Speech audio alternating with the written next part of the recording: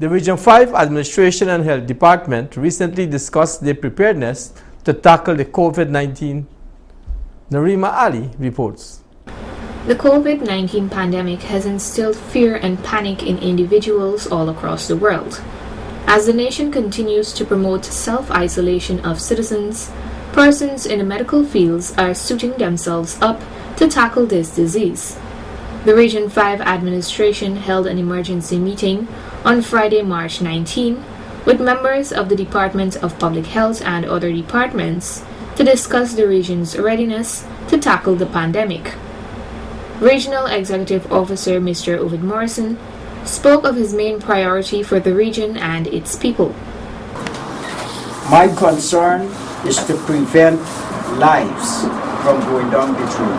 So where people are making wild statements about going to the Fort Wellington Hospital and not being treated, that I know for sure are false and incorrect.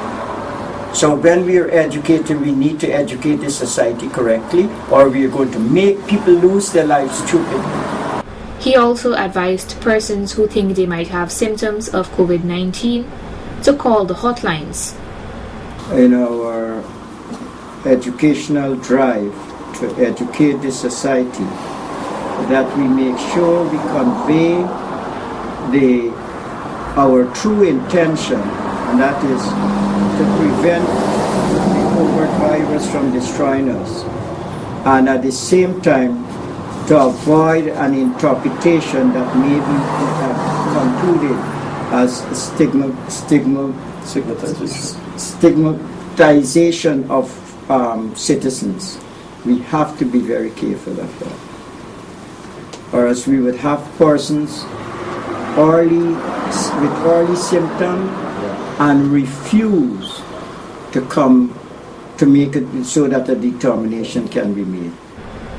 Regional Engineer Mr. Dan Paul Suka reminded residents that they can use items that they have at home to disinfect and kill germs. Regular hand soap would work, washing your hands and so on. So I think we should also focus on the fact that we need to educate our people that you don't necessarily need shop and hand sanitizers. Because right now most of, if not all, the commercial supermarkets and so on, they're out of hand sanitizers, Lysol spray, which in regular bleach and so on, these things, rubbing alcohol, all these stuff can work. So I think somewhere along the line we as a regional body should play a part in identifying alternatives for the community where these things are not available. Regional Health Officer Dr. Desmond Nicholson explained how the hospital is set up so that if any infected persons are there, they won't spread the disease. Each facility has in place a separate designated triage area where upon entry the clients are met by the health professionals and the screening process begins, so that we can keep any infected persons out of the institutions, and if needs be to get them down to the isolation centers as quickly and as efficiently as possible. The public is being advised not to visit a hospital if you display symptoms of this disease, but rather call the hotline number and a medical team will come to your home. Additionally, Dr. Nicholson advised that young children that are healthy must not accompany their family members to the hospital. Asking where it is possible that only one family member visits with the sickness. All right.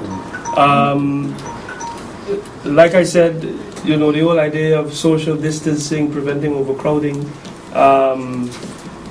these messages are very important. And we're not saying no, we're saying where possible. Same thing with the children. Where possible, the children are otherwise healthy and they don't have to accompany you to the health institution